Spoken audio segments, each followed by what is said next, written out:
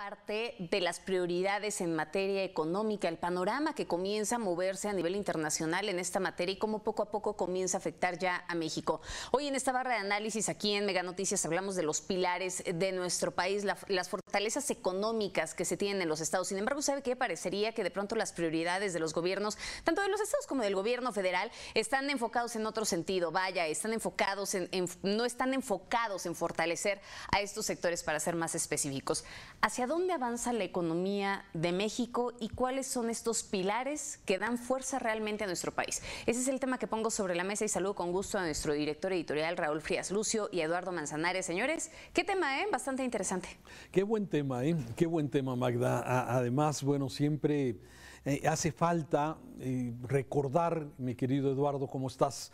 Sí. ¿Qué tal, Raúl? Buenas tardes. Me siento que vale la pena siempre recordar cuáles son estos pilares que le dan sustento a este país, cuáles son los pilares que tiene cada una de las entidades, que pueden ser muchos, pero que a lo largo de este ejercicio que ha hecho Mega Noticias, que me encantó cómo se ha venido abordando, cuáles son los puntos importantes que tiene cada entidad de la República, la aportación que hacen cada uno de ellos para este famoso PIB, para el Producto Interno Bruto que se genera de todo el país y cómo aporta cada uno de estos pilares. Y la verdad es que es un ejercicio a mí me ha resultado muy ilustrativo, Eduardo, y quisiera mencionarlos, si me permites, algunos de ellos, de los que hemos abordado este día. Básicamente, por ejemplo, Veracruz, su principal actividad, su principal pilar es el puerto de Veracruz. ¿Qué te parece tomarte un café ahí en la parroquia, observando el muelle, observando el puerto, el movimiento de contenedores y de todos los barcos, que me parece que es impresionante? Tuxpan, sí, que se ha convertido en un puerto de muchas llegadas y muchos atracos, desde luego de muchos barcos y pipas y todo lo que llega, que es realmente impresionante. Coahuila con su industria minera, sí, lo importante que significa para esta entidad, que es una gran entidad, el tema de la industria y la generación, por ejemplo, de carbón. A pesar de todo lo que hemos hablado de lo que tendría que buscar de energías limpias, me parece interesante. Guanajuato, hombre, ¿cuántos años conocimos a Guanajuato, mi querido Eduardo, como el tema del estado zapatero? León concretamente. Sin embargo, Guanajuato es más que momias de Guanajuato. Tiene una gran industria automotriz donde están casi todas las automotrices. Está General Motors, está la Mazda, está pues todas de alguna forma tienen, la Honda tiene desde luego ahí una gran representación. Turismo. Oye, tenemos que esta riqueza, Eduardo, de el turismo. Y Chiapas, hoy hablamos de este estado, y fíjate lo que son las cosas. Y mencionamos estos pilares para que puedan ser desarrollados, para que se puedan proteger, para que puedan tener un apoyo. Y me refiero, por ejemplo, Chiapas en turismo, que es su principal aportación del PIB nacional. Tenemos lugares preciosos como el Cañón del Sumidero, que seguramente tú lo conoces y que es un lugar primoroso, que no puedes ir a Chiapas sin no conocerlo. Ir a San Cristóbal de las Casas, hombre, donde lamentablemente tenemos estos hechos que ensucian y que preocupan, desde luego, el que el turismo empieza a dejar de ir, porque de eso vive la gente, ¿sí? Y bueno, Oaxaca con la agricultura, Sonora con lo que es la industria básicamente en la frontera de la manufacturera, y esto de alguna forma me parece importante. Y cada entidad, que seguramente estaremos hablando en siguientes entregas de otras entidades, mi querido Eduardo. Sí, Raúl, México es una potencia en cuanto a todos los bienes y servicios, que es lo que integran a final de cuentas el Producto Interno Bruto de un país. Costas, llanuras, montañas, turismo, vegetación, vaya, tenemos realmente todo. México, yo insisto y seguiré insistiendo, Raúl, México no es pobre, al contrario, México es extremadamente rico, no nada más por estos pilares que soportan la economía del país, sino está su gente. Está la gente de cada uno de los estados, de las ciudades, en el que busca ser productivo, ser competitivo, en el que busca romper esos paradigmas para que dejen de pensar que en Veracruz pues únicamente el pescador pues avienta su caña o su anzuelo y ya sacó para comer, o tira un maíz a la tierra y ya con eso tiene todo un maizal, o en el norte que son extremadamente trabajadores, no es que no lo sean, pero hay muchos mitos alrededor de todo esto. Y el problema que yo veo principalmente, Raúl, va encaminado a la forma en que los gobiernos gastan esta riqueza. Porque no la administran, porque un gobierno no sabe administrar la riqueza, al contrario, sabe dilapidar la misma. Entonces, eso es lo que nos ha hecho falta, generar políticas públicas eficaces, eficientes, efectivas, que permitan a cada entidad florecer nuevamente y aportar aún más. Hoy todavía Veracruz, Raúl, es el tercer estado que más aporta al Producto Interno Bruto. Estoy prácticamente seguro que para el segundo trimestre de este año ya no va a ser el tercero, al contrario, va a salir de los primeros 5. Fíjate que esto que comentas es importante porque todo debería estar enfocado a reforzar estos pilares, a cuáles son las fortalezas que tiene cada entidad, y hacia ahí debería estar enfocado la política pública del gobierno federal, de los gobiernos estatales y de los municipales. Pero, ¿qué pasa? Si tenemos el caso de San Cristóbal de las Casas, ¿sí? ¿Qué es lo que debería hacer el gobierno, especialmente como, digamos, la entidad reguladora, la entidad que regula y que marca las políticas públicas a seguir? Si el tema San Cristóbal de las Casas es el tema turístico, Chiapas es el Cañón del Sumidero, son Palenque, las ruinas preciosas que hay en toda la región, sí, pues garantizar la seguridad de del turista, de los ciudadanos, de los habitantes. Lo mismo en los puertos.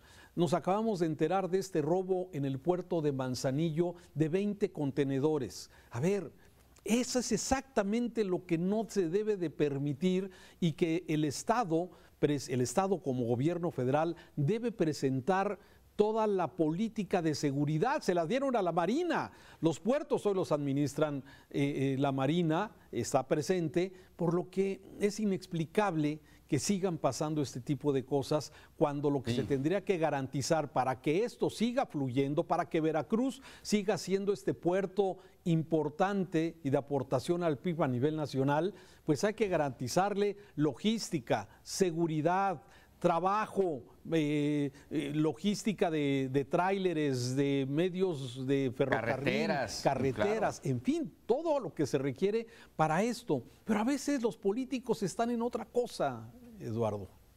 Están en lo suyo, a final de cuentas, que es la política. Nosotros los ciudadanos tenemos que hacerle ver a esos políticos que se tienen que dar la vuelta y ver realmente las necesidades de cada una de las entidades, de cada una de las ciudades, porque también las ciudades no se quedan atrás. Tú lo acabas de comentar ahora con el puerto de Veracruz. Bueno, pues se requieren mejores vías de acceso al recinto portuario. Así es. Porque hoy en día están saturadas, a pesar de que se construyó lo que se le llama el kilómetro 3,5 para que los camiones cargados con contenedores no ingresen a la ciudad. Bueno, pues aún así se sigue viendo ese tipo de situaciones. Entonces, aquí tiene que haber un trabajo interinstitucional, lo que platicábamos ayer, Raúl, en el tema de la violencia, pues también en el tema del crecimiento. Se tiene que trabajar de manera interinstitucional, pero parece mentira que se les olvida, buscan más los colores de partido, luego los intereses personales, y al último voltean a ver a la sociedad y a lo que realmente importa, ¿no? Por eso México es tan desigual. Dicen es que hay mucha riqueza en muy pocos y la pobreza en muchos. Bueno, pues ¿cómo le hacemos para que no que el rico se convierta en pobre? No, sino que el pobre se convierta en productivo para que empiece a generar riqueza. Así es. Y eso le va a dar recursos también. Claro. Mira, el estado de Guanajuato es otro ejemplo que hemos tomado hoy en los pilares de México, ¿sí? Ningún estado del país tiene el número de armadoras de automóviles, que lo que nos ha convertido al país en el quinto fabricante de vehículos en el mundo, ¿sí? Entonces, a ver, Guanajuato, Ahí tiene la Honda, la Mazda, la General Motors, hay una de Volkswagen también, además de la de Puebla, en fin, o sea, ningún estado tiene tantas armadoras. Y sin embargo, lo que observamos, este conflicto entre los grupos criminales, la violencia, ¿sí? ¿Tú crees que un inversionista de estas grandes empresas está tranquilo? Los trabajadores de estas empresas, que son trabajadores que ganan más que el promedio de un ingreso de un trabajador regular en todo el país, me parece que es donde deberíamos estar enfocados a garantizar que esta industria que es tan importante en el país, que genera tantos empleos, que genera tanto PIB para nuestro país, sí, garantizarle niveles estándar de seguridad. Pero estamos en otra cosa, ese es el ejemplo también muy claro. Y así como vemos en la frontera, en Sonora, Nogales y toda la parte fronteriza que está llena de maquiladoras en los límites con los Estados Unidos, es exactamente qué gran oportunidad geográfica tiene nuestro país para tener a uno de los principales consumidores del mundo en 3,000 kilómetros de frontera, mi querido Eduardo. Sí, y desaprovechados en muchos momentos o en algunos momentos desaprovechados por todos. Y se le puede dar la vuelta, yo considero que sí, siempre y cuando se garantice esa certidumbre de la que tanto nos hace falta a nosotros los mexicanos y también a las empresas, a las empresas extranjeras, a las empresas nacionales. Certidumbre, no nada más certidumbre jurídica, que es muy importante, de que sus inversiones no van a correr un riesgo, eso es muy importante, claro. Pero la certidumbre de que sus trabajadores van a poder ir y regresar, que al día siguiente van a regresar a trabajar y luego van a poder regresar a sus casas, a poder estar con sus familias, que forma parte muy importante de todo proceso productivo de trabajo. Entonces, eso es, creo que la punta de lanza, Raúl, el garantizar seguridad, certidumbre, y podremos estar dándole la vuelta a esto. Yo espero y considero que sí se podría hacer así. Muy interesante el estudio que compartías hace unos minutos del IMCO, de este Instituto Mexicano de la Competitividad, que analiza que después de la pandemia, sí, la recuperación del país está dividida básicamente en tres. Los que ya están de alguna forma superados, que son estos que está viendo usted, especialmente el tema del comercio, el tema de la salud, los servicios profesionales, que ya están recuperados luego de la pandemia. Otros que están en proceso de recuperación, que es por ejemplo, la construcción, lo que es el servicio inmobiliario, lo que es transporte, correo, almacenamiento, sí, información de medios masivos, en fin, eso está ya en recuperación. Y hay otra tercera parte, de acuerdo a este estudio, que es la construcción, que es la minería, que es servicios financieros, sí, que es gobierno y organismos también, servicios educativos, que todavía no alcanzan a recuperarse y que están en proceso respecto al tema o al nivel que teníamos antes de la pandemia. Me parece, este estudio que presenta el IMCO y que tú nos compartías, me parece que es muy ilustrativo. ¿Dónde hay que poner especialmente la promoción? ¿Dónde el gobierno con sus políticas públicas debe facilitar que estos sectores tengan esta recuperación? Y olvidarnos de tanta grilla, tantos dichos, tanta basura, perdón que lo diga así, que hay en medio, cuando tenemos esta gran oportunidad, como tú bien lo dices, de que apoyando los pilares que cada entidad tiene y que seguiremos tocando aquí en Mega Noticias, sí podamos de alguna forma generar riqueza, generar empleos, mejorar la calidad de vida de los mexicanos. Claro, y Raúl, si me permites hacer un comentario al respecto de este estudio del Instituto Mexicano de la Competitividad. Mira, hay algo muy importante lo que dijiste, los servicios educativos. Hoy en día México todavía no crea los trabajos para los jóvenes que están estudiando la secundaria hoy en día. No saben cuáles van a ser sus trabajos y ahí le tiene que entrar el sector educativo. Y también todos estos elementos de los rezagados, de los pilares del crecimiento de un país, son precisamente los que más le impactan al ciudadano de a pie, a la sociedad en general. La construcción, por no tener viviendas habitables en tiempo y más allá del trabajador de la construcción, la minería, los servicios financieros, porque es caro acceder a final de cuentas a un crédito, alojamiento, restaurantes, bares, todo lo que tiene que ver con el esparcimiento, la electricidad, el gas, el agua, todos nuestros servicios. Fíjate qué interesante, ¿eh? Y es lo más rezagado que no ha podido recuperar sus niveles prepandemia. Así es, interesante esto. Ahí está, el camino está marcado. Ahora falta que quien va decidiendo estas cosas se enfoque. Sí. Así es. Gracias, Eduardo. Un saludo. De nada, Raúl. Buenas tardes. Muy buenas tardes.